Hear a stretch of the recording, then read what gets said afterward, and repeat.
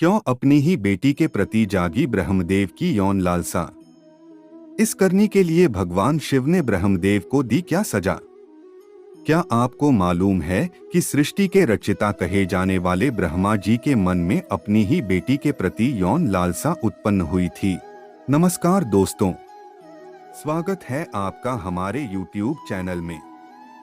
Video में आगे बढ़ने से पहले वीडियो को लाइक और चैनल को सब्सक्राइब कर ले, जिसके बाद उनकी बेटी सरस्वती को अपने पिता के मंसूबों के बारे में पता चल गया और वो ब्रह्मा जी से छिपने के लिए संपूर्ण ब्रह्मांड में छिपने लगी।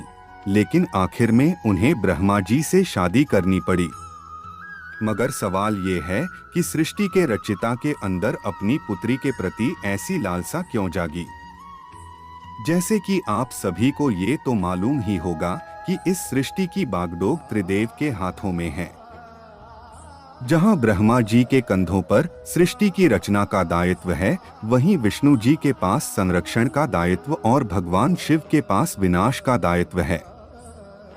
जब सृष्टि का विनाश होता है तो उसके बाद सृजन का चक्र दोबारा शुरू होता है।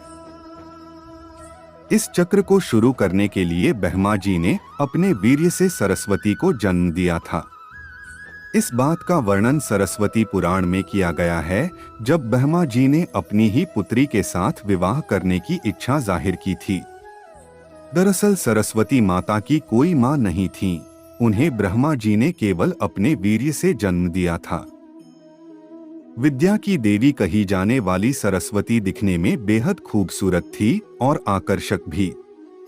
अब इस बात का अंदाजा इसी बात से लगाया जा सकता है कि सरस्वती इतनी खूबसूरत थी कि खुद उनके पिता भी उनसे शादी करना चाहते थे। अपने पिता के मंसूबों को सरस्वती भांप चुकी थी। यही कारण था कि वो उनसे बचने के लिए चारों दिशाओं में छिपती रही और अंत में सरस्वती आकाश में जाकर छिपी, जहां से उन्हें ब्रह्मदेव के 5वें सिर ने ढूंढ निकाला।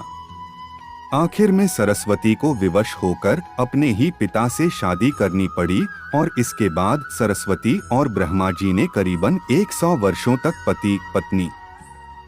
आगे बढ़ने से पहले श्री कृष्ण जी के लिए एक लाइक और चैनल को सब्सक्राइब करें। की तरह एक जंगल में जीवन व्यतीत किया और इस दौरान उनका एक पुत्र हुआ जिसका नाम था स्वयंभू मनु। ऐसा कहा जाता है कि पृथ्वी में जन्म लेने वाला पहला इंसान मनु ही था और मनु ही सनातन धर्म, वेदों और संस्कृत भाषा का जनक था।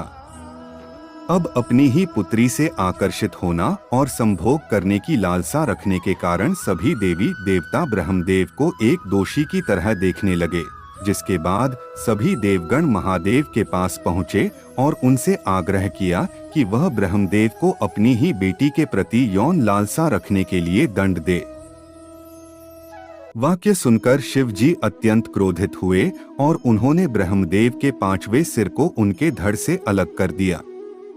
इस बात का जिक्र शिव पुराण में भी किया गया है कि ब्रह्मा जी के पहले 5 सिर हुआ करते थे, लेकिन 5वें सिर को शिव जी द्वारा उनके धड़ से अलग कर दिया गया था।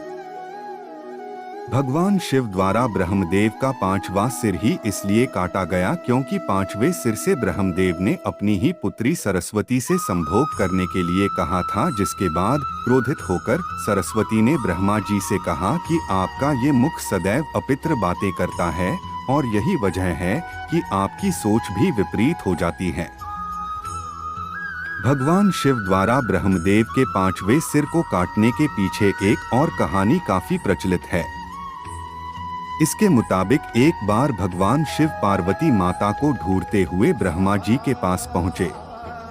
अब जैसे भगवान शिव वहां पहुँचे, ब्रह्मा जी के सभी मुखों ने भगवान शिव का अभिवादन किया, लेकिन ब्रह्मा जी के 5वें मुख ने भगवान शिव का अभिवादन नहीं किया और अमंगल आवाजें निकालना शुरू कर दिया। ऐसे में भगवान शिव ने क्रोध में आकर ब्रह्मदेव का वो 5वां सिर ही उनके धड़ से अलग कर दिया। आशा करते हैं कि आपको यह कहानी अच्छी लगी होगी। ऐसे ही कहानी सुनने के लिए हमारे चैनल को सब्सक्राइब करें।